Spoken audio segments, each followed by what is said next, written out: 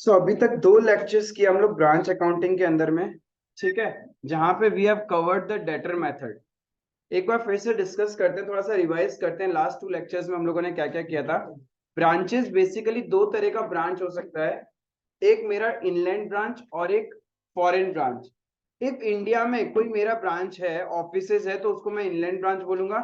If out of India मेरा branches है तो वो मेरा क्या होगा, फॉरेन ब्रांच होगा। ठीक है, इंडिया में जो ब्रांचेस है वो दो कैटेगराइज में है, एक है डिपेंडेंट और एक इंडिपेंडेंट। डिपेंडेंट का मतलब क्या, books of accounts will be maintained by the head office. जहां पे हेड ऑफिस ब्रांच का बुक्स ऑफ अकाउंट्स मेंटेन करता है उसको हम लोग डिपेंडेंट ब्रांच बोलता है।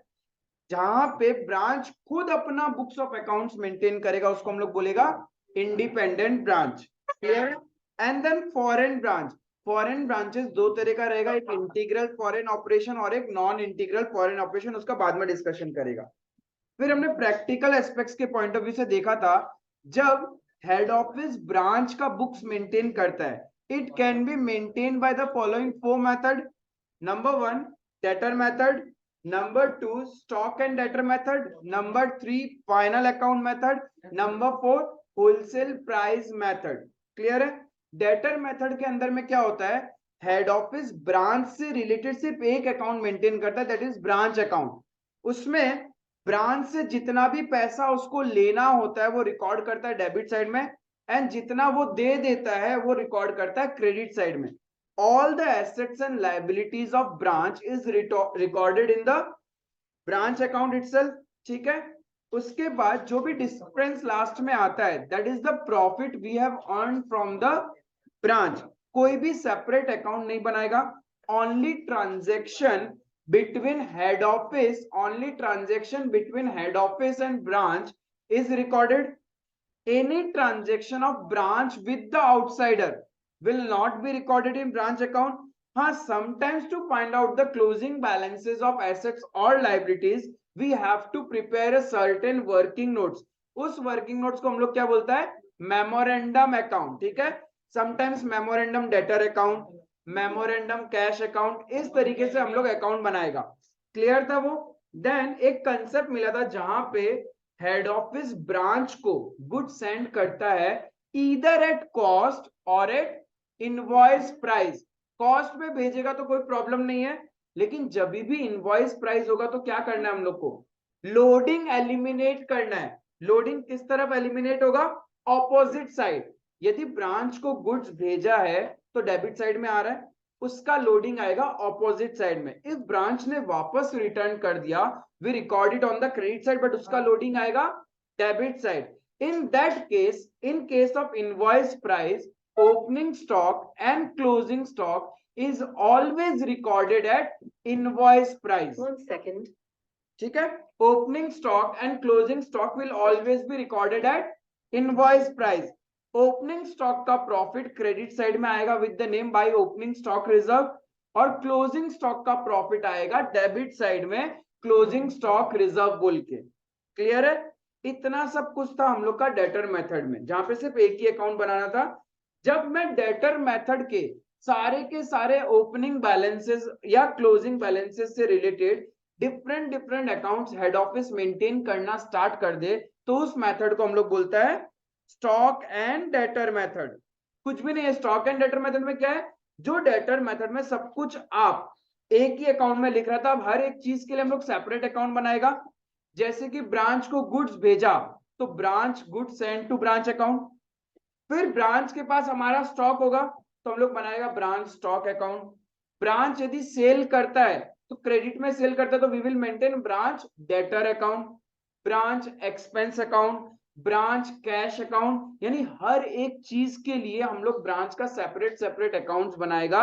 इन किसका बुक्स में, हेड ऑफिस का बुक्स में। क्लियर है ये चीज।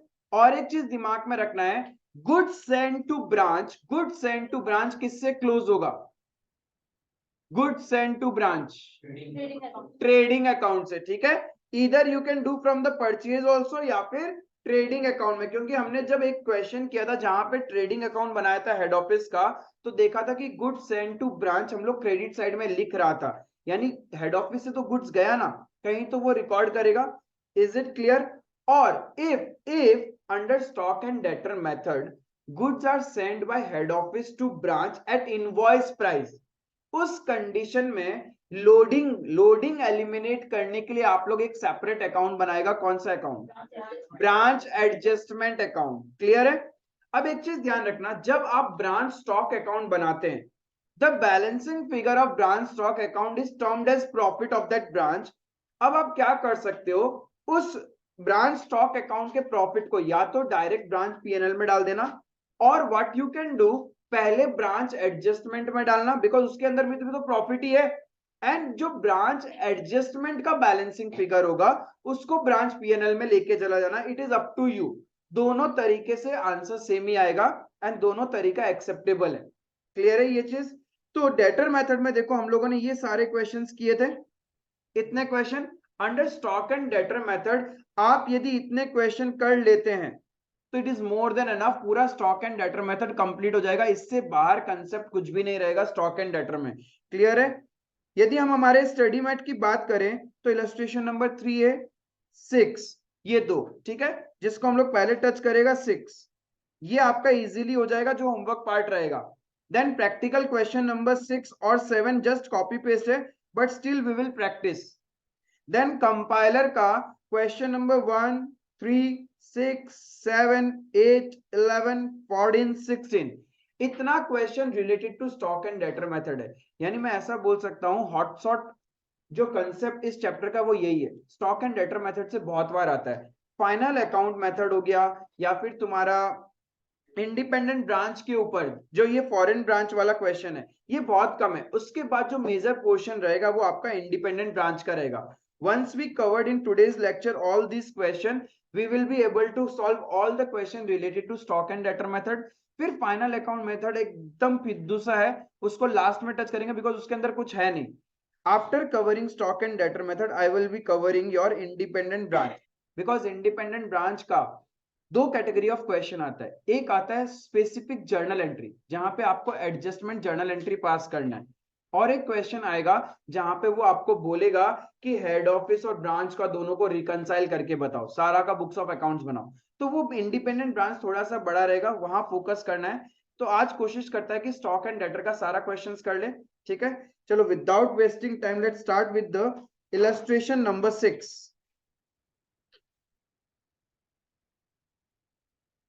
कंसेप्ट क्लियर था स्टॉक एंड डेटर का?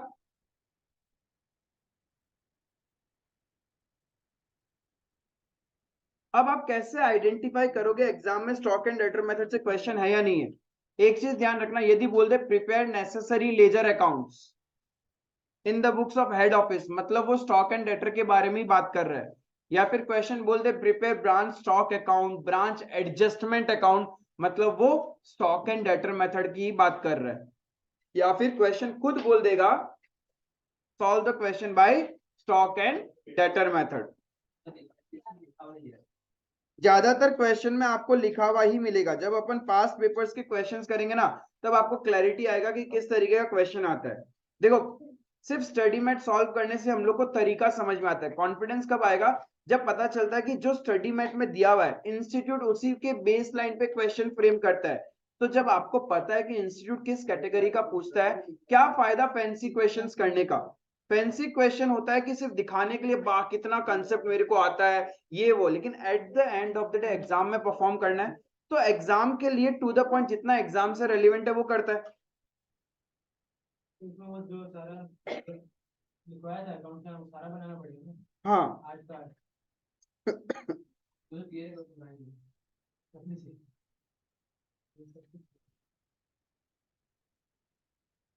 और वो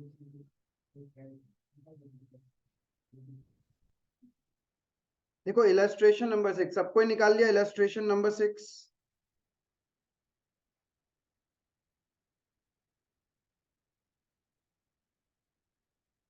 यहाँ पे क्या बोल रहा है क्वेश्चन कि Hindustan industries Mumbai has a branch in Cochin to which office goods are invoiced at cost plus 25%।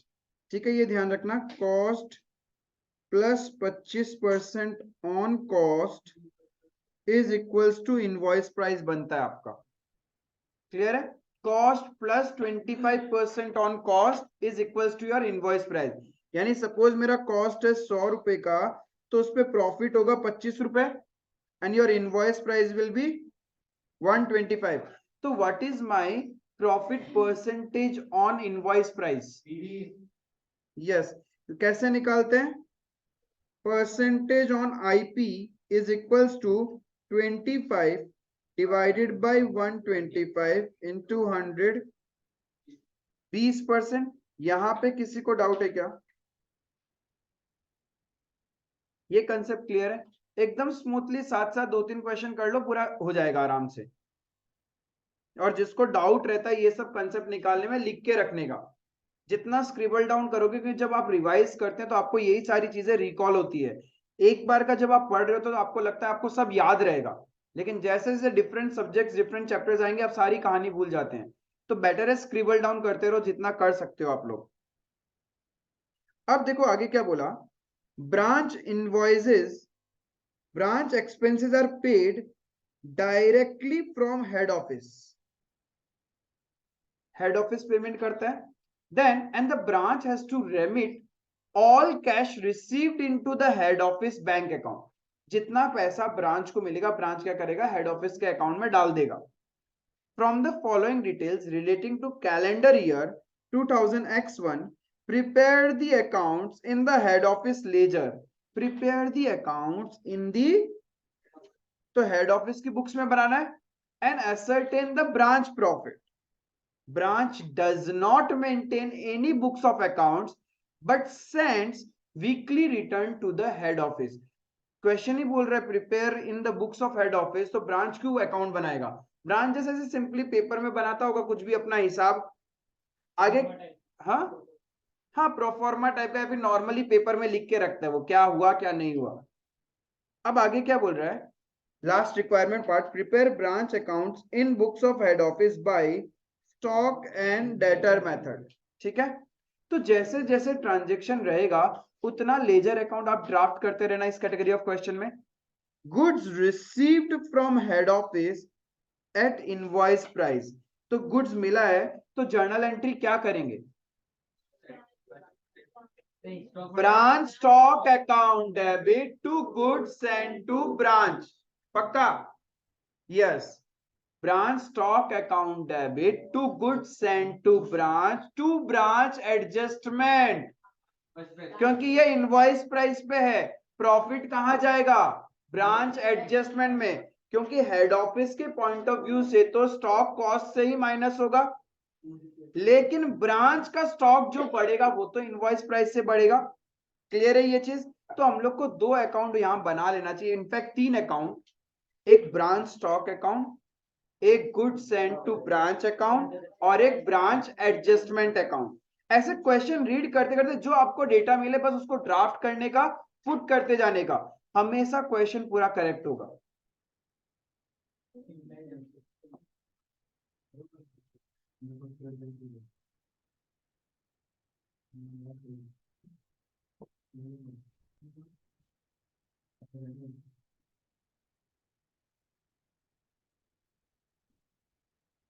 Illustration number 6 किसका बुक्स में बना रहे हो, एग्जाम में लिखने का ऊपर।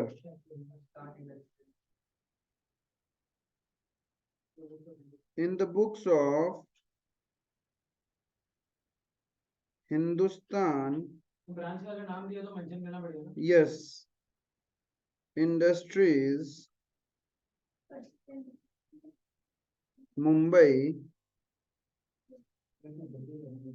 अब आप हर जगह ब्रांच स्टॉक नहीं लिखोगे, जो ब्रांच का नाम है वो लिखोगे। पहला अपन बना रहे Cochin branch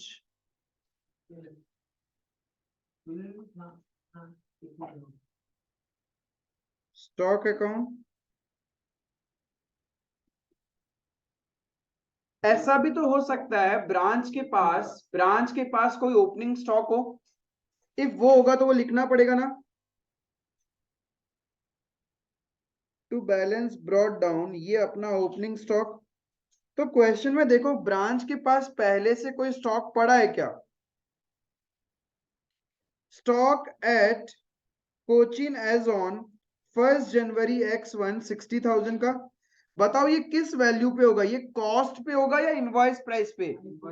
invoice price, because जब गुड्स इनवॉइस प्राइस पे सेंड करते हैं, ब्रांच का स्टॉक तो इनवॉइस प्राइस पे ही होगा। क्लियर है? तो ये आईपी पे है मेरा, तो वी विल राइट 60,000। इसका प्रॉफिट एलिमेंट हम कहां रिकॉर्ड करेंगे? ऑपोजिट नहीं, ब्रांच एडजस्टमेंट अकाउंट के ऑपोजिट साइड में बोल सकते हो आप, ठीक है? क्योंकि जब एक ही अकाउंट बना रहे थे तब हमारे पास ऑप्शन नहीं था, तब हम ऑपोजिट साइड में प्रॉफिट को एलिमिनेट कर रहे थे। But now we have separate account for the loading part, जिसको हम लोग बोलते हैं branch adjustment account.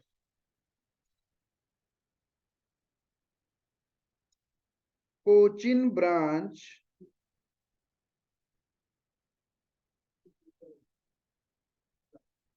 Adjustment account.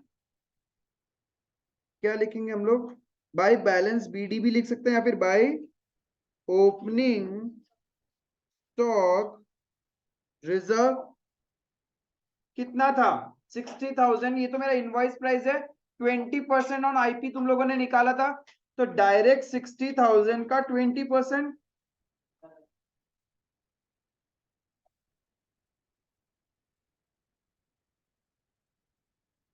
Question में 25% ऑन कॉस्ट था, बट आपने इनवॉइस प्राइस पे 20% कैलकुलेट किया था, तो डायरेक्ट मल्टीप्लाई कर सकते हैं। Cost percentage can be multiplied with the cost, sales percentage can be multiplied with the selling price. ये क्लियर है? नेक्स्ट है गुड्स भेजा, कितना का? 6 लाख का। तो branch stock account debit to, क्या क्या आएगा? To goods send to branch, पक्का नहीं, to branch adjustment. Journal entry क्या था? Branch stock account debit to goods send to branch adjustment था ना। तो स्टॉक तो इनवॉइस प्राइस से ही पड़ेगा, लेकिन दो अलग अलग कॉस्ट और प्रॉफिट अलग अलग करके रिकॉर्ड करेंगे। अब एक बात बताओ, टोटल था 6 लाख का, उसमें लोडिंग कितना होगा? 1,20,000। तो वो ब्रांच एडजस्टमेंट में आ जाएगा। 4,80,000 गुड सेंड टू ब्रांच में। तो ब्रांच एडजस्टमेंट आपने डेबिट साइड में लिखा, तो बाय ब्रांच स्टॉक अकाउंट 1,20,000। ये पता है कुछ नहीं, branch adjustment is just a सपना, पहला सपना कि हम ओपनिंग स्टॉक जब बेचेंगे तो उस पे 12,000 कमाएगा। जो गुड्स और भेजा है हेड ऑफिस ने ब्रांच को, उसको जब ब्रांच सेल करेगा तो उसमें कमाई होगा 1,20,000 का। तो ये सपना का अकाउंट है। अब और एक अकाउंट बनाना पड़ेगा अपने को, गुड्स सेंड टू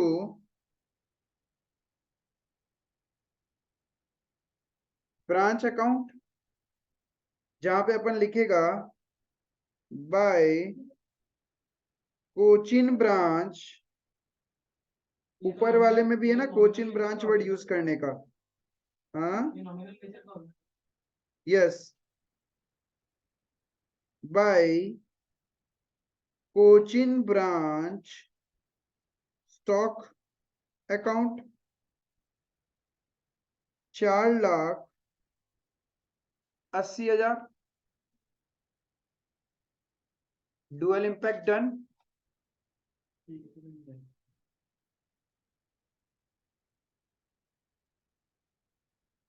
ये जब अपन मेंशन करते तो अगर एक ही ब्रांच है तो हम लोग खाली ब्रांच स्टॉक लिख सकते हैं ना, कोचिंग लगाना जरूरी है क्या? नाम है ना उसका, तुमको कैसे पता उस कंपनी का सिर्फ एक ही ब्रांच है?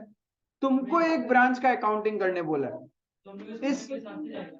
नहीं, अरे इस कंपनी का कुछ और ब्रांचेस हुआ तो इसलिए तो वो स्पेसिफिकली बता रहे कि ये मेरा कोचीन वाला ब्रांच है, तुम लोग को वही।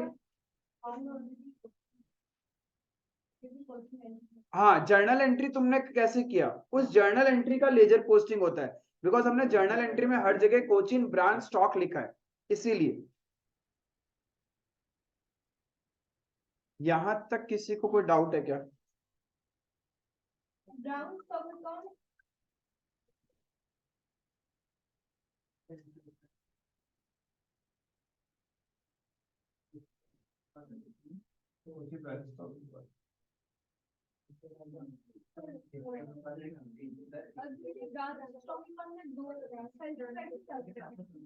हाँ, ऑलवेज।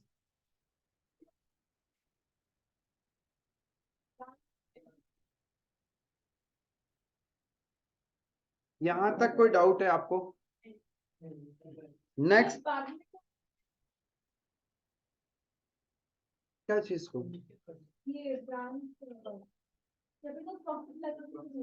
किसमें?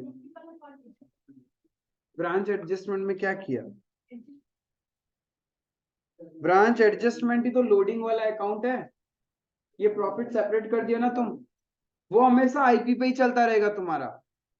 वहां पे मेरे को ये पता करना है कि एक्चुअल स्टॉक कितना रुपीस का गया था, वहां पे स्टॉक का क्या कहानी हुआ ब्रांच में, उसका जो प्रॉफिट वाला पार्ट है उसके लिए हेड ऑफिस एक अलग से अकाउंट बनाता है, ब्रांच एडजस्टमेंट अकाउंट। यहां से निकालेगा कि ब्रांच से कितना प्रॉफिट हुआ, कितना लॉस हुआ। ये सपना सजा रहे हैं हम लोग क्रेडिट साइड में, उसमें से जितना सपना पूरा हो जाएगा वो मेरा पीएनएल में चला जाएगा। हाँ,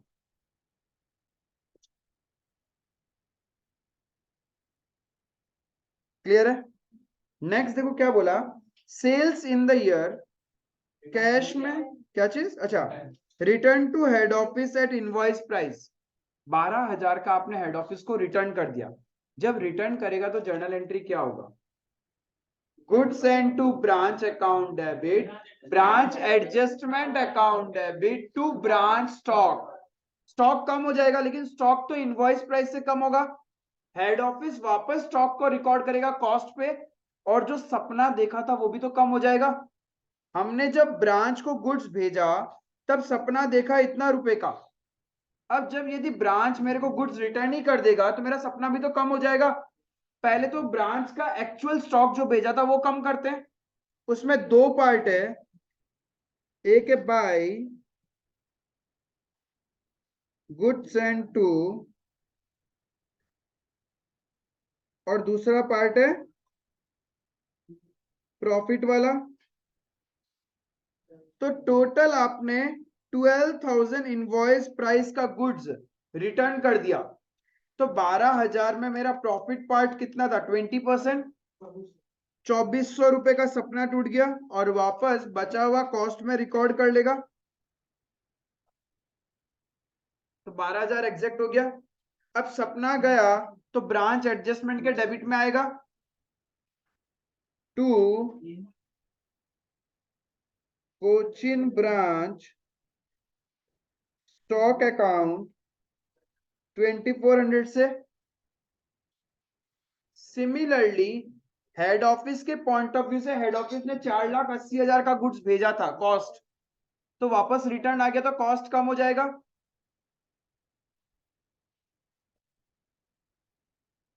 वापस रिटर्न आ गया तो कॉस्ट कम हो जाएगा,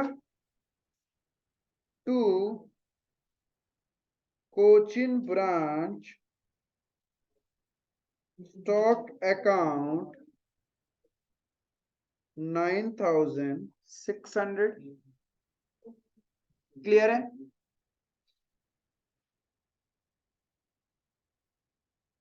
क्लियर है एकदम?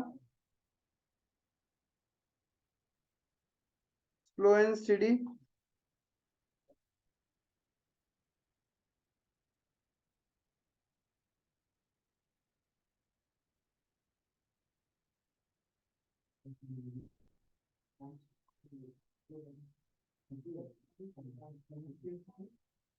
नेक्स्ट बोला sales in the year, cash में इतना किया, क्रेडिट में इतना किया, तो ब्रांच ने किया है, तो ब्रांच ने कैश सेल्स किया तो एंट्री क्या होगा, branch cash account debit to branch का स्टॉक कम हो जाएगा।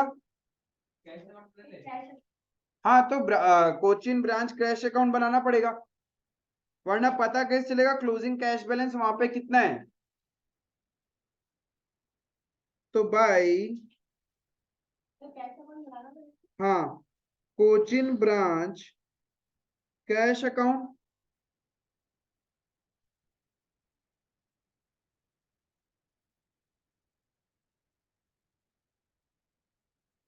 ₹2 लाख, ये कैश सेल्स है आपका।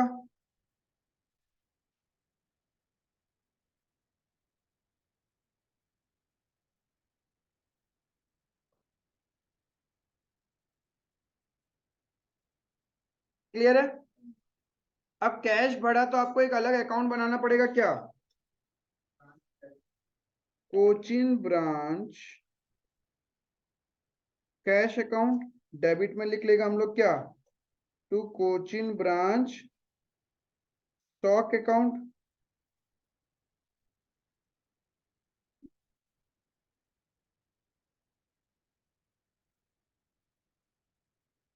अकाउंट्स की सांसें है जर्नल, जिसको जर्नल नहीं आता उसका सांस रुक रुक के चलेगा, फिर उसको बहुत कुछ देना पड़ेगा। क्या चीज, कहाँ पे, हाँ ब्रांच स्टॉक में, ये हो गया। फिर क्रेडिट सेल्स भी था, क्रेडिट सेल्स का एंट्री क्या होगा, branch debtors account debit to branch stock account, stock चला जाएगा, डेटर्स बढ़ जाएगा, तो डेटर अकाउंट बनाना पड़ेगा।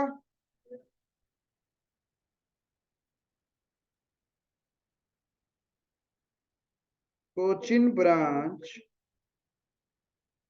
Debtor account to Cochin branch stock account, कितना, 3,60,000 का सेल्स किया था, तो डेटर बढ़ गया। और यही चीज हम लोग स्टॉक अकाउंट का क्रेडिट में लिखेगा कितना, by Cochin branch debtor account 3,60,000। हाँ वही देखना होगा, ओपनिंग होगा तो लिखेंगे अपन। देखो दिया हुआ है sundry debtors at Cochin 72,000, opening balance दिया हुआ है, तो ये ओपनिंग बैलेंस हम लोग डेटर अकाउंट का डेबिट में लिखेगा, टू बैलेंस ब्रॉट डाउन।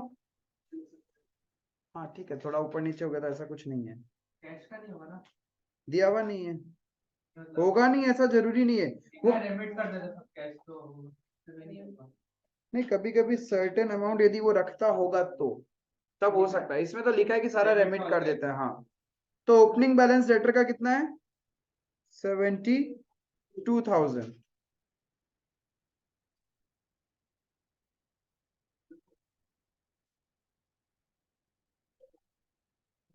अरे हमेशा हर लेजर का पहला लाइन छोड़ दिया करो ना, यदि तुम वैसे सीक्वेंस में जा रहे हो क्वेश्चन का, तो जैसे जैसे इन्फॉर्मेशन आएगा उसको प्लॉट करते जाना, और बाकी हल्का सा ऊपर नीचे हो गया, उपाय नहीं। अब आधा मार्क काटना है तो काटो, हाफ मार्क ही काटेगा, उससे तो क्या काटेगा, आंसर्स करेक्ट आने से मतलब है। जब प्रैक्टिकल लाइफ में करेंगे तो वैसे भी हमारे पास सॉफ्टवेयर होगा, वो खींच लेगा अपने आप, क्लोजिंग का ओपनिंग बन जाएगा। हाँ हाँ, ऊपर चला गया ना।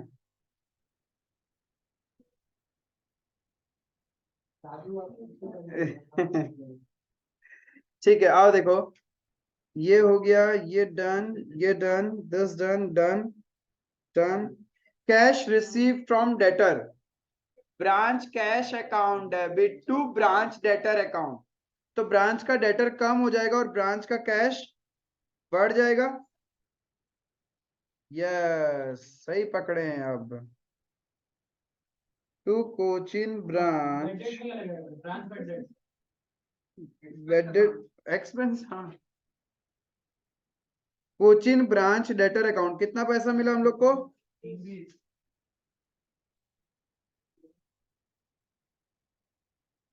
तो by Cochin branch cash account 3,20,000। हाँ आराम समझ में आया। कैश बढ़ गया और डेटर डिक्रीज हो गया। कैश बढ़ा तो डेबिट साइड में और डेटर डिक्रीज हुआ तो क्रेडिट साइड में।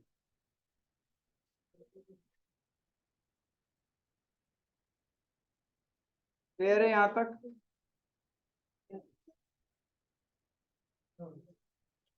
हाँ हाँ। अरे तुम जब सारे अकाउंट बना रहे हो तुमको कंट्रोल कैसे करोगे कौन सी ब्रांच में कौन सा खर्चा हो रहा है? डिसीजन मेकिंग और प्लानिंग कैसे होगा?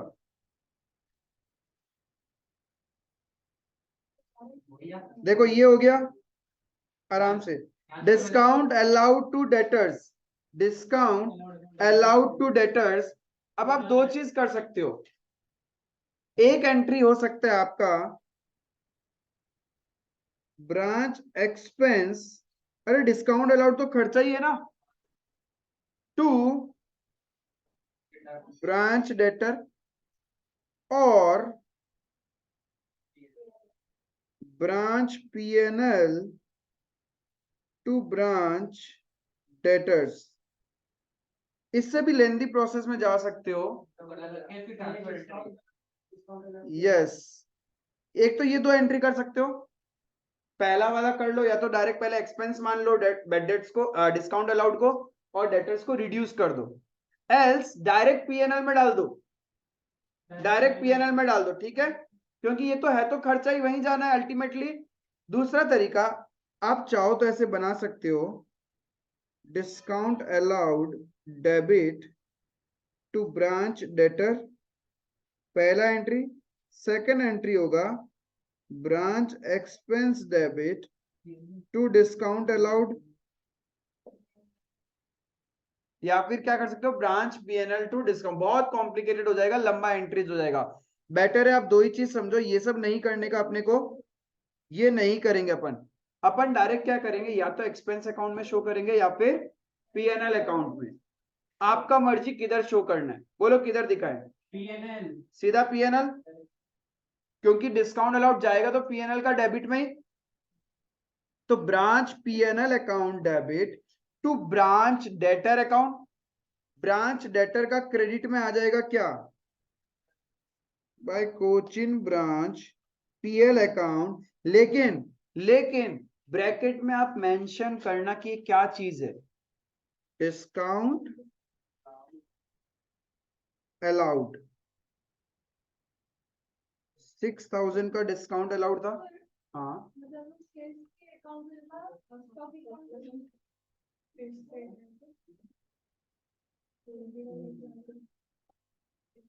ये क्लियर है। तो यानी आपको और एक अकाउंट बनाना पड़ेगा, that is branch PNL account.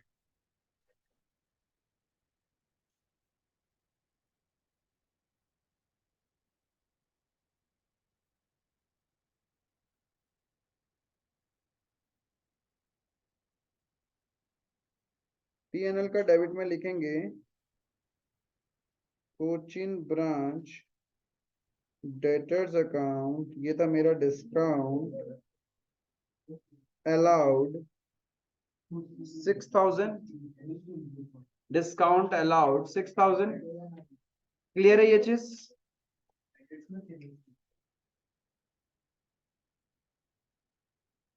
हर चीज का डुअल इंपैक्ट होता है। डन है।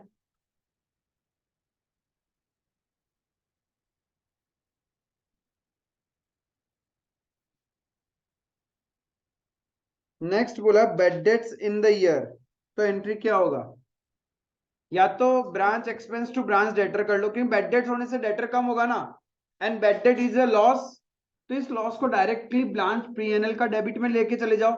तो branch PNL account debit to branch debtor account, debtor कम करना हम लोग को, तो by Cochin branch PL account, क्या चीज के लिए ये, बेड डेट्स ब्रैकेट में मेंशन कर देंगे हम लोग। कितना हो गया बेड डेट्स, 4,000। और यही चीज पीएनएल के डेबिट में आ जाएगा। Cochin branch debtors account bracket में बैड डेट्स 4000। एकदम इजी है, सिर्फ जर्नल का पोस्टिंग ही कर रहे हैं हम लोग, कोई कॉम्प्लिकेशंस नहीं है, सिंप्लीफाइड कंसेप्ट है।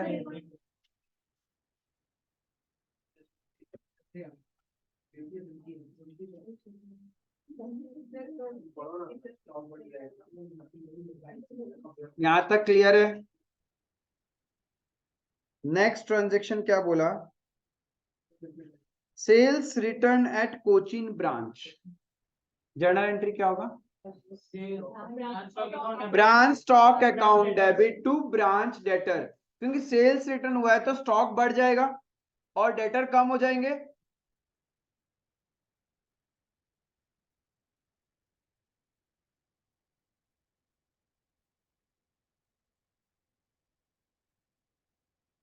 ब्रांच स्टॉक में डेबिट साइड में आएगा तो Cochin branch debtors account return किया उसने, कितना रुपीस का रिटर्न किया? 8000। सिमिलरली ब्रांच डेटर्स का क्रेडिट में आएगा क्या? By Cochin branch stock account.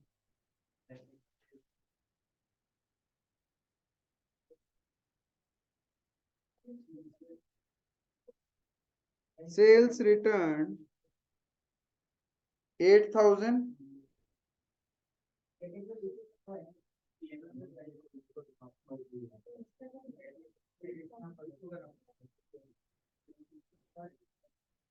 Clear है ये चीज?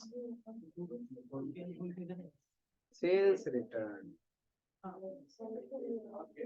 यहां तक क्लियर है? Next transaction rent rates taxes at branch, मतलब एक्सपेंस ब्रांच का, branch expense account debit to branch cash account.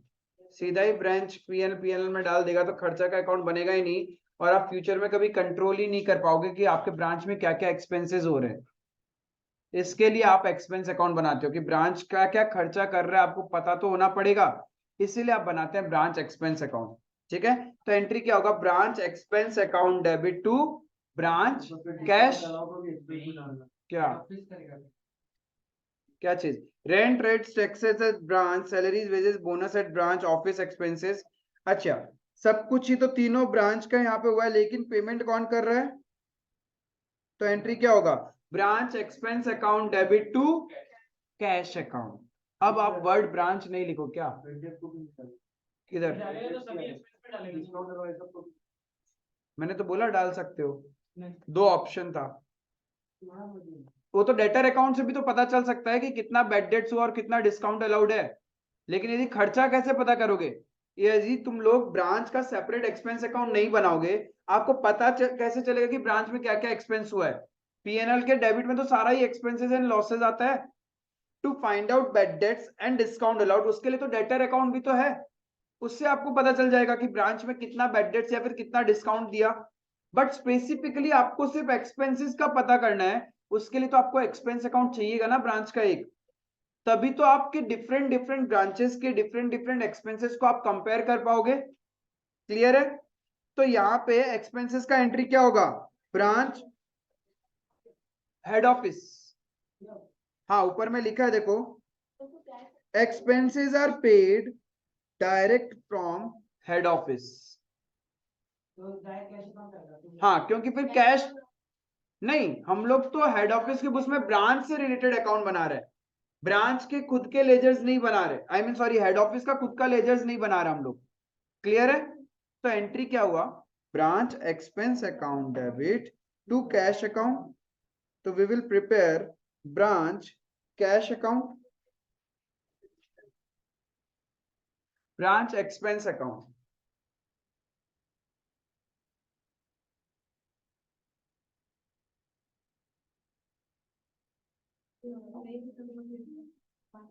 सारा साथ में लिख सकते हैं ना, हम तो सारा साथ में लिखा है।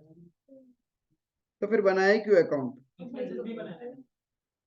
फिर बनाए मत ना, कोई डिसीजन मेकिंग का मत, हम तो बोलता है काम करो, प्रॉफिट एंड लॉस अकाउंट में सिर्फ एक ही अकाउंट, एक ही नाम लिखा करो, टू एक्सपेंस, जितना तुम्हारा बिजनेस में खर्चा होता है उसको प्लस करके डाल दिया करो, चाहे वो रेंट है, चाहे वो सैलरी है, चाहे वो इलेक्ट्रिसिटी, चाहे वो खर्चा तो खर्चा होता है। अल्टीमेटली तो ये भी मत करो, इनकम माइनस एक्सपेंस ही तो करना है, वो भी मत दिखाओ। एक तरफ क्रेडिट साइड में ब्रैकेट में दिखा दो दिस माइनस दिस, ये नेट प्रॉफिट है। अब आप पता कर लो क्या क्या चीज का है, तो फिर करना ही क्या है? वही तो बात है ना। तो इसीलिए आपको डिसीजन मेकिंग के लिए एक्सपेंसेस को अलग अलग करना पड़ेगा, समझ आया? तो कितना गंदा लगेगा कि आपको आपके बिजनेस का पता करना है कि स्टाफ का सैलरी कितना, पूरे साल भर में इलेक्ट्रिसिटी कितना पेमेंट किया, लेकिन आपने क्या किया, टू एक्सपेंस अकाउंट, खत्म, शॉर्ट एंड स्वीट। अब ढूंढते रहो, फिर ढूंढते रहो, फिर आर्टिफिशियल इंटेलिजेंस लगाना वहां पे, क्लिक करने से शायद कुछ फिगर्स खुले, उसको क्लिक करने से और खुलेगा, ऐसा कुछ नहीं होगा। तो हम लोग को एवरी टाइम, अरे कॉस्टिंग पढ़ रखो बेशर्मो, और उसके बाद बोलते हो कि सब कुछ क्लब कर दे क्या? डिसीजन मेकिंग कब आएगा तुम्हारा? हैं? अभी क्या बनाया? ब्रांच एक्सपेंस में लिखेगा हम लोग टू कैश अकाउंट, ब्रैकेट में लिखेगा रेंट रेट्स एंड टैक्सेस 18,000।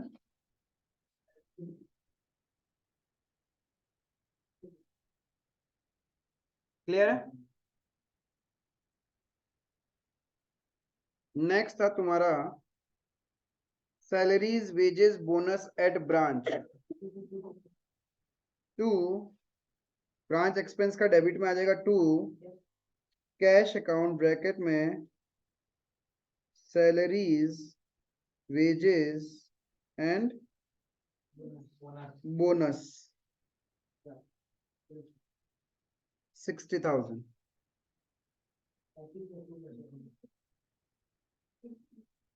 फिर से ऑफिस एक्सपेंस, तो टू कैश अकाउंट, ब्रैकेट में ऑफिस एक्सपेंस कितने का किया आपने? 6,000। टोटल इतना खर्चा किया हमने ब्रांच में, जो हेड ऑफिस ने पे किया है। क्यों? वो तो हेड ऑफिस का कैश अकाउंट क्यों बनाएगा हम लोग? अभी हेड ऑफिस सिर्फ ब्रांच से रिलेटेड अकाउंट बना रहे हैं, वो कैश तो हेड ऑफिस का है ना, वो तो सेपरेटली हेड ऑफिस के बुक्स में बन ही रहा होगा। नहीं, क्योंकि हम लोग हेड ऑफिस का अकाउंट नहीं बना रहे यहाँ पे, हेड ऑफिस की बुक्स में सिर्फ ब्रांच से रिलेटेड अकाउंट बन रहा है, ठीक है?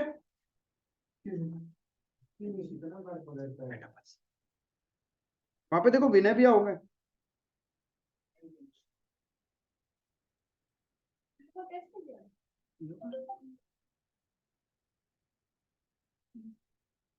Stock at branch on 31st of December 2000x1 at invoice price, closing stock पड़ा है, तो ब्रांच स्टॉक का डालेगा सब कुछ क्लोज करेगा, बट एक एक करके आइटम वाइज आइटम करता है, लास्ट में क्लोजिंग वाला पार्ट करेगा। अब देखो क्लोजिंग स्टॉक है 1,20,000, तो मेरा ब्रांच स्टॉक का क्रेडिट में आएगा बाय बैलेंस सी डी,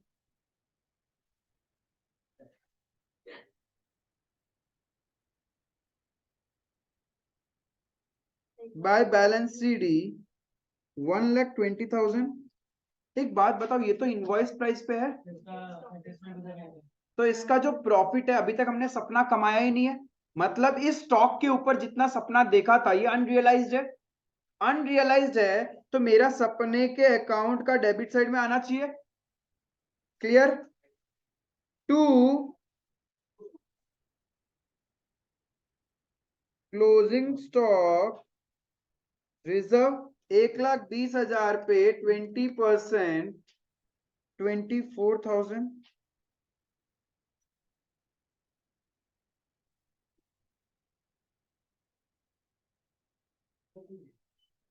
एक बात देखो, अच्छे से समझना कि आपका सपना अकाउंट बोलता है कि ओपनिंग स्टॉक जो पड़ा था उस पर आपको अर्न करना था 12,000, फिर बोलता है जो भेजा उस पर अर्न करना है 1,20,000, मतलब ड्यूरिंग द ईयर आपको 1,32,000 अर्न करना चाहिए, फिर कुछ क्या हुआ, रिटर्न कर दिया, तो सपना टूट गया। 2400 का ये तो हटा ही दो, एंड कुछ अभी भी तुम्हारे पास पड़ा है, मतलब सपना साकार नहीं हुआ, अनरियलाइज्ड है, तो ये भी हटा दूं, तो बचा हुआ तो मैंने क्या किया होगा, कमाया होगा। 1,05,600 तो मैंने क्या किया होगा, अर्न किया होगा ना। तो अर्न जो किया वो कहां चला जाएगा, मेरा ब्रांच पीएनएल अकाउंट में। जो मेरा गुड्स से रिलेटेड सपना था उसमें से 1,05,600 मैंने ड्यूरिंग द ईयर रियलाइज कर लिया, एंड जो प्रॉफिट हम रियलाइज कर लेते हैं वो मेरा ब्रांच पीएनएल में ऐड हो जाएगा। तो बैलेंसिंग फिगर,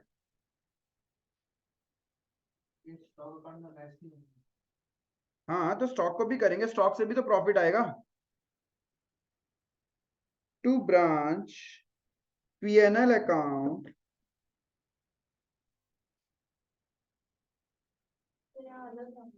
ये छोड़ो ना, दो तरीका है करने का, तुमको ये तरीका समझ में आ रहा है ना, बस सब आएगा, सब तरीका आएगा, ऐसा कुछ नहीं है, सब तरीके से आंसर सेम आएगा। अब बताओ मेरे को यहाँ पे कितना आ रहा है, 1,05,600। क्या मेरा और कुछ याद है, क्या आ रहा है, प्रॉफिट का अगर एक और एंट्री आएगा ना 24,000 क्या चीज का, क्रेडिट साइड में, कौन सा, स्टॉक का बोल रहा है वो डेबिट साइड में, हाँ सॉरी नहीं क्रेडिट में, क्या चीज आएगा, स्टॉक का डेबिट साइड उसका वो डालेंगे ना, टू ब्रांच एडजस्टमेंट स्टॉक क्यों डालेगा, अब हमको ये बताओ लॉजिक क्यों डालेगा, क्योंकि तुम आंसर देख के इसको पुट तो किया है, अब डालेगा क्यों लॉजिक, क्लोजिंग स्टॉक 1,20,000 का 20% एडजस्टमेंट, तो वो तो इधर आता है, वो तो डाल दिया क्लोजिंग स्टॉक रिजर्व। मैंने तो कभी नहीं बोला कि ब्रांच स्टॉक अकाउंट के अंदर में under stock and debtor method loading part आता है, एलिमिनेट करना है। लोडिंग एलिमिनेट करने के लिए हम लोग ब्रांच एडजस्टमेंट अकाउंट बनाते हैं।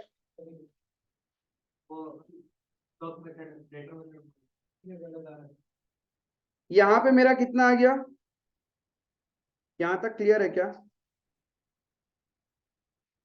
ये मेरा इतना सपना साकार हुआ तो मेरे को प्रॉफिट कमाया होगा मैंने, चलो ठीक है। आओ तुम लोग को मैं स्टॉक अकाउंट को इंटरप्रेट करना सिखाता हूँ।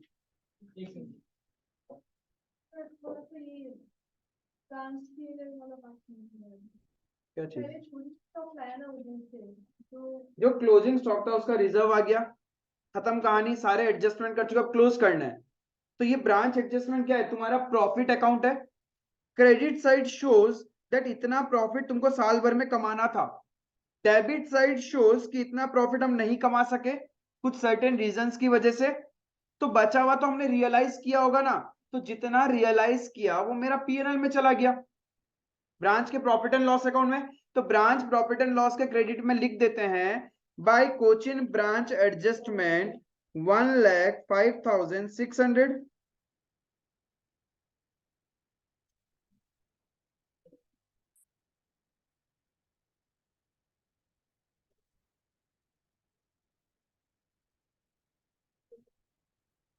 देखो इंस्टीट्यूट थोड़ा सा ऐसे फिर ऐसे जाता है, पहले वो ब्रांच एडजस्टमेंट में कूदता है, फिर वहां से ब्रांच पीएनएल में जाता है। हम लोग सीधा सीधा जाएगा, एक एक अकाउंट से आराम से जाएगा, जंपिंग जपांग नहीं करेगा हम लोग, ठीक है। क्योंकि ये वो दिमाग में रखने का कि ब्रांच एडजस्टमेंट मेरा सपने का अकाउंट है, तो सपने का बैलेंसिंग फिगर मतलब सपना साकार हो गया, साकार हो गया तो मेरे प्रॉफिट एंड लॉस के क्रेडिट साइड में आ गया, इतना मैंने कमा चुका हूं ऑलरेडी ब्रांच से।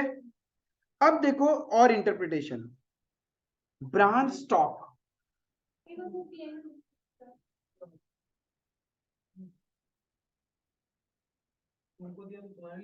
जर्नल एंट्री का डुअल इंपैक्ट क्या पूरा छापना है तुमको, फिर डबल मेहनत करता है, फिर से सोचता है कि क्या किया था, इधर में तो छापता है, फिर घर जाके डबल मेहनत करता है स्टोरी को फिर से रिकॉल करने के लिए। यहां तक क्लियर है। अब देखो स्टॉक अकाउंट, स्टॉक के साथ क्या होता है, स्टॉक बेसिकली मेरे को क्या बताता है, ये ब्रांच स्टॉक अकाउंट क्या है पता है, ब्रांच के वहां मैंने कितना रुपीस का गुड्स भेजा, कितना उसने बेच दिया और कितना पड़ा है उसके पास।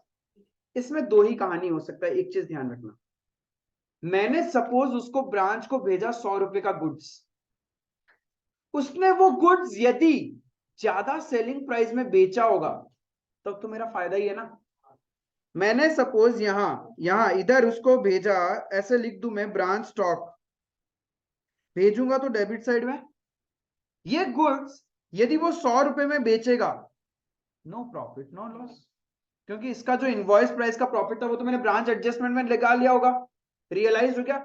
लेकिन स्टॉक अकाउंट में डिफरेंस कब आएगा, जब यही गुड्स ये क्या करेगा, 100 जगह की जगह सपोज इसने 150 रुपए में बेच दिया, मतलब इसने मुझे ज्यादा अर्न करके दिया, तो यानी तुम्हारा डेबिट साइड क्या हो रहा है, इसीलिए तो कम आ रहा है। क्यों कम आ रहा है, क्योंकि फायदा हुआ है तुम्हारा। ये फायदा 2-3 रीजन की वजह से हो सकता है, सेलिंग प्राइस बढ़ गया था, हाँ एचओ का ही, हमेशा एचओ का ही प्रॉफिट होगा, ब्रांच का तो कोई प्रॉफिट ही नहीं है ना भाई। अल्टीमेटली हेड ऑफिस ने ब्रांच खोला क्यों था, अर्न करने के लिए। अब उसका कमाई देखो, उसने 100 रुपए का गुड्स भेजा invoice price, if branch invoice price पे सेल करेगा तब तो कोई प्रॉब्लम ही नहीं था, ब्रांच यदि इनवॉइस प्राइस पे सेल करेगा तो कोई प्रॉब्लम नहीं था। हो सकता है ना कि ब्रांच में पहुंचने के बाद सेलिंग प्राइस बढ़ गया था तो हमने और महंगा रेट में बेचा, तभी तो मेरा ब्रांच का स्टॉक का क्रेडिट साइड ज्यादा आ रहा है, इस रीजन की वजह से भी हो सकता है। ऐसा हो सकता है कि मैंने उसको बोला होगा कि तू ज्यादा रेट में बेचना, तो मेरा और प्रॉफिट अर्न किया ना मैंने।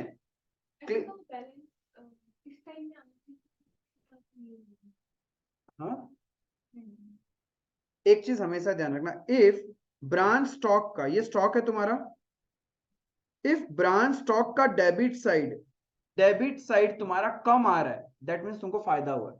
मतलब जो स्टॉक तुमने भेजा था उसने क्या किया होगा, या तो ज्यादा रुपए में बेचा है, अब नॉर्मल गेम नॉर्मली नहीं होता है, पड़ा पड़ा कोई 2-3 प्रोडक्ट बन गया, कोई वो थोड़ी ना आलू से सोना बन गया फिर महंगा में बेचा, वैसा कुछ नहीं होगा।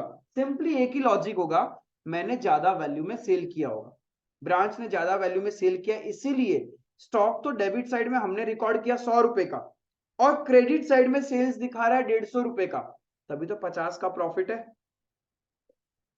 अदरवाइज स्टॉक तो मैच होना पड़ेगा ना, एज पर डुअल इंपैक्ट। यदि मैं 100 रुपए का सेंड करूंगा और ब्रांच उसको सेल कर देगा तो वो किस पे रिकॉर्ड करेगा, 100 पे ही करेगा ना, तब नो प्रॉफिट नो लॉस, जितने में बोला उतने में सेल कर दिया। लेकिन जब branch more than that value sale करेगा तभी तो स्टॉक मिसमैच हो जाएगा, तब वो बोलेगा कि स्टॉक में गड़बड़ी नहीं है। क्योंकि एक बात बताओ, इसको 150 में रिकॉर्ड करने से क्या ये लगता है क्या कि उसके पास 50 रुपए का स्टॉक कोई नया पैदा हो गया, अरे वो ज्यादा में बेचा होगा ना, क्रेडिट साइड बढ़ रहा है तो उसके पास पैदा थोड़ी ना हो गया कि मेरे पास 100 रुपए का सामान आया मैंने 150 रुपए का बेच दिया, हाउ इट इज पॉसिबल। जब उसका सामान ही 100 रुपए का आया, वो 150 का तो बेच ही नहीं सकता है, वो बेचेगा 100 का ही, लेकिन कितने में बेच दिया, 150 में। आई बात समझ में, इसीलिए ब्रांच स्टॉक का क्रेडिट बैलेंस आता है। Branch stock credit balance means profit, लेकिन यही डेबिट बैलेंस होता तो it might be sometime loss, it might be sometime shortage कब, हाँ मतलब क्या हुआ, पड़ा पड़ा खराब हो गया, गुम गया, चोरी हो गया, या फिर इवापोरेट होने वाला सामान था उड़ गया हवा में, ठीक है, ऐसा बहुत सा सिनेरियो हो सकता है, तभी जितना का भेजा उसका टैली नहीं कर रहे। समझ में आया, if branch stock has a credit balance it means profit, हमने कमाया ही है। हाँ, अब या तो डायरेक्ट ब्रांच पीएनएल में डाल दो, या फिर पहले ब्रांच एडजस्टमेंट में डालो, फिर ब्रांच एडजस्टमेंट से ब्रांच पीएनएल में डालो, आपका मर्जी है। तो आई वुड रदर सजेस्ट आप क्या करो, सीधा ब्रांच पीएनएल में ले जाओ, ब्रांच स्टॉक का जो भी डिफरेंस आएगा उसको क्या करो, ब्रांच पीएनएल में डाल दो। इफ क्रेडिट बैलेंस है तो क्या है, प्रॉफिट, डेबिट बैलेंस है तो ऐसे मत बोलना लॉस, हाँ लॉस है but it can be due to certain reason, shortage, pilferage, normal loss भी हो सकता है, कुछ भी हो सकता है। क्लियर है, जाएगा पीएनएल अकाउंट में if your debit side is higher, लेकिन वो बहुत सारा अलग अलग रीजंस की वजह से हो सकता है। यहां पे मेरा ब्रांच स्टॉक का क्या आ रहा है, क्रेडिट बैलेंस, कोई चोरी नहीं हुआ, कोई नुकसान नहीं हुआ, क्रेडिट साइड ज्यादा है। अरे भाई जितना स्टॉक भेजा उतना ही तो क्रेडिट में माइनस होना चाहिए था, ज्यादा कैसे हो सकता है, यानी हमने ज्यादा वैल्यू में सेल किया है, दैट मीन्स हमारा प्रॉफिट हुआ है, और ये प्रॉफिट हम लोग कहां डाल देगा, कुछ लोग इसको ब्रांच एडजस्टमेंट में डालता है पहले, जैसे इंस्टीट्यूट इसको इसका स्टॉक का प्रॉफिट होता है ना, तो उन लोग पहले डालता है टू ब्रांच एडजस्टमेंट, फिर यहां से यहां आता है, फिर ये ऑटोमेटिकली बदल जाता है। ठीक है, हम लोग डायरेक्ट कहां लेके जाएगा, पीएनएल अकाउंट में, टू ब्रांच पीएनएल अकाउंट। कितना आ रहा है, 24,000। इसका रीजन क्या है पता है, excess selling price over invoice price. जितना मैं भेजा था उससे ज्यादा में सेल किया है। याद है ओवरराइडिंग कमीशन कंसाइनमेंट का, उसमें क्या होता था, हम लोग उसको बोलता था कंसाइनी को कि मेरा ये पेन है तू 100 रुपए में बेच देना, बट वो कभी कभी 140 में बेच देता था।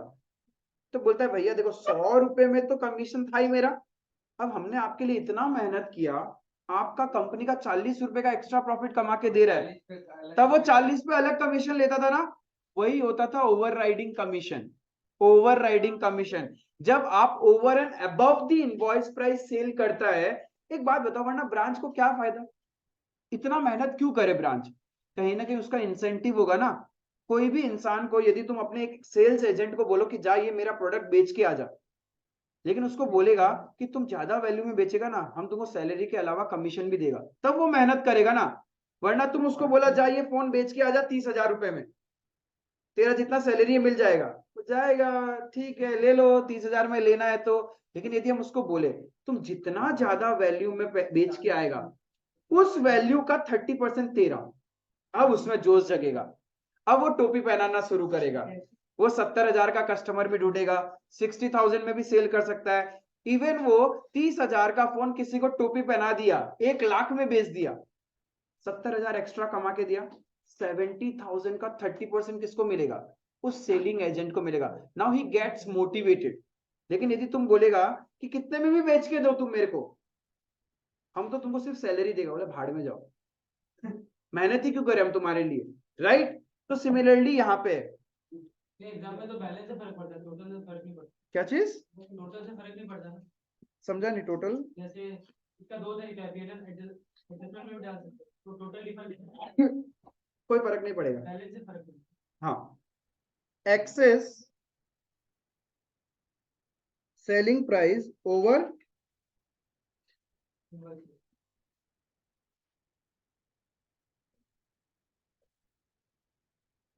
आई होप आपको कंसेप्ट समझ में आया कि क्यों स्टॉक अकाउंट में डिफरेंस होता है। क्लियर है। अब ब्रांच पीएनएल का क्रेडिट में लिख दूं मैं, by Cochin branch stock account. Goods and to branch का तो ट्रेडिंग में बदल जाएगा ना,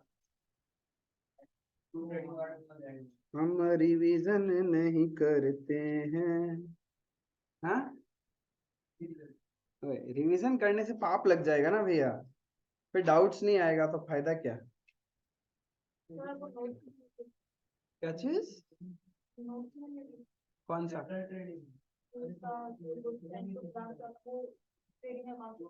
नहीं लिखा है हम, पक्का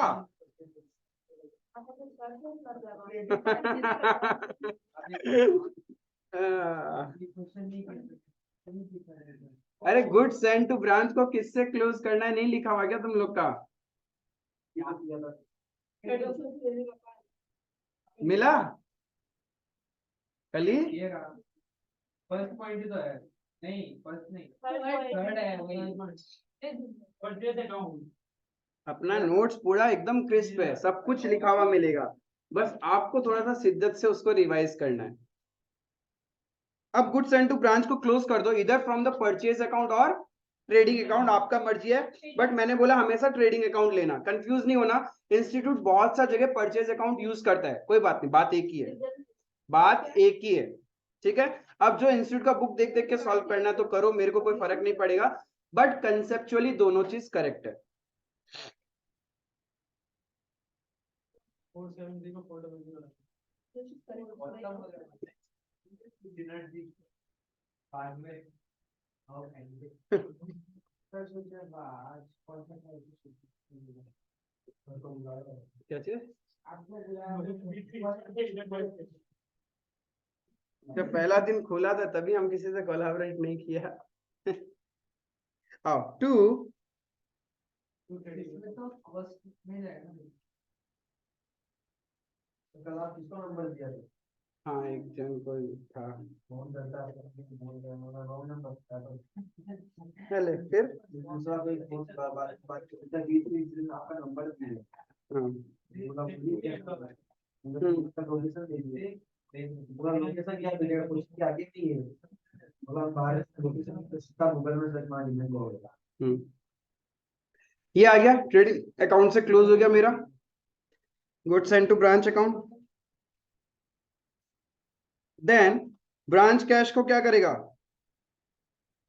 पड़ा है ट्रेडिंग तो कॉस्ट में जाएगा वो तो भेज क्या चीज तो by cash good send to branch तो वो तो ऑलरेडी कॉस्ट पे ही था ये कॉस्ट पे तो है क्या मजाक कर रहा है क्या मजाक कर रहा है ठीक कोई आसो तो मुख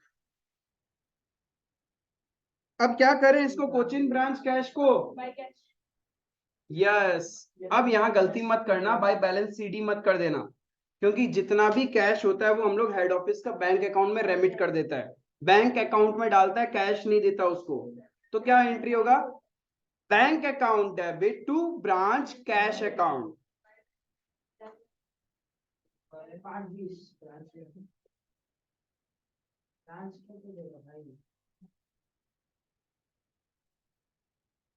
$5,20,000 क्लियर है ये चीज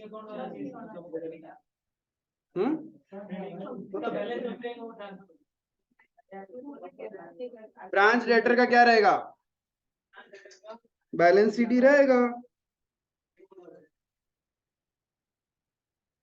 कितना आ रहा है ब्रांच डेटर का क्लोजिंग बैलेंस 94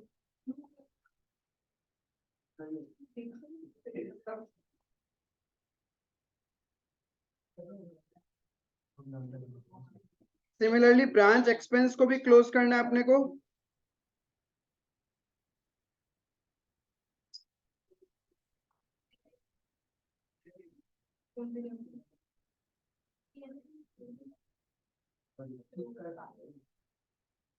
ब्रांच एक्सपेंस किससे क्लोज होगा हाँ डेटर का बैलेंस सीडी पड़ा है अपने पास में डेटर का बैलेंस सीडी रहेगा ब्रांच का डेटर्स का बैलेंस है वो ब्रांच का एक्सपेंस जो भी बैलेंस है वो कहां चला जाएगा ब्रांच पीएनएल में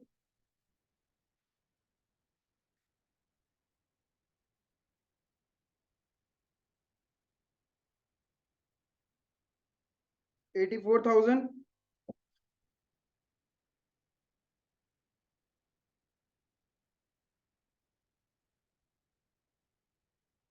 तो ब्रांच पीएनएल का डेबिट में आ जाएगा to branch expense account 84,000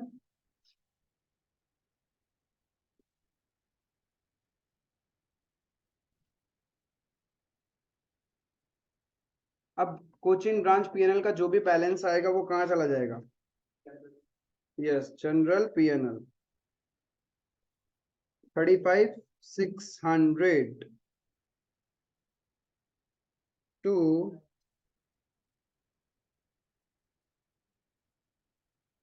general PL balancing figure 35,600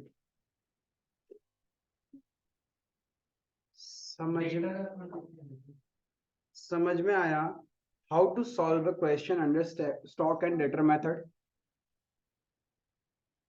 how to solve a question under stock and debtor method and presentation सब कुछ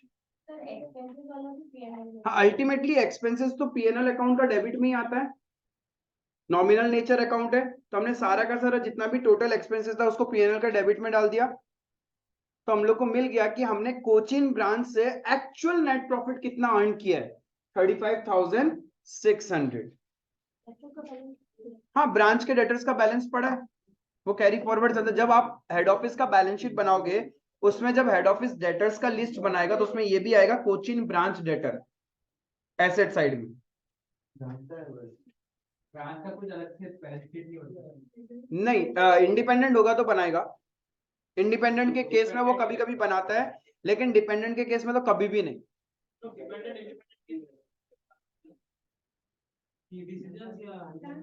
नहीं, जब छोटे ब्रांचेस, बहुत कम लिमिटेड नंबर ऑफ ब्रांचेस होता है, तब head office normally dependent branch open करता है, जिसमें हेड ऑफिस सारा ब्रांच का अकाउंट्स खुद ही कर लेता है सेंट्रलाइज्ड बेसिस पे, ब्रांच को नहीं करना पड़ता। लेकिन जब ब्रांच बहुत ज्यादा हो जाती है, उस कंडीशन में पॉसिबल नहीं है हेड ऑफिस के लिए सेंट्रलाइज्ड, तब हेड ऑफिस क्या करता है, सब बोलता है अपना अपना अकाउंटिंग करो, ईयर एंड में सबका अकाउंटिंग मर्ज कर लिया जाएगा। क्लियर है ये चीज? समझ में आया? Crystal clear? Stock and debtor method इतना ही था अपना। किसी को doubt under stock and debtor method, how to solve a question related to stock and debtor method? Just कुछ नहीं है, जितने भी ट्रांजेक्शन है उन सबके लिए सेपरेट सेपरेट अकाउंट बनेगा। यहाँ पे मेमोरेंडम कुछ भी नहीं है, यहाँ पे सब प्रॉपर अकाउंट्स है। क्लियर है?